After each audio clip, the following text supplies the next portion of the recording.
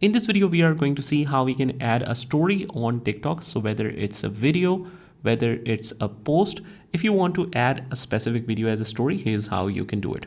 First of all, if you want to add any video to your story that is posted by someone else, let's say you're swiping through the home tab and you like any specific video, you want to post it as a story, you just click on the arrow sign next to it, like this one.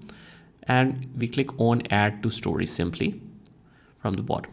Click on add to story, and that is how you can add it. However, for your specific video, you can open that up and you can add to the story for that as well. You click on the three dots next to it and you can swipe the options, click on add to story, click on add to story to confirm.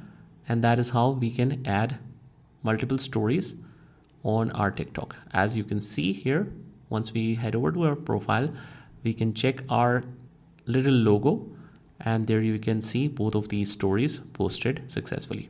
So that is how we do it. I hope you found this video helpful, and if you did, hit the like button and subscribe to our channel, and I will see you in the next one.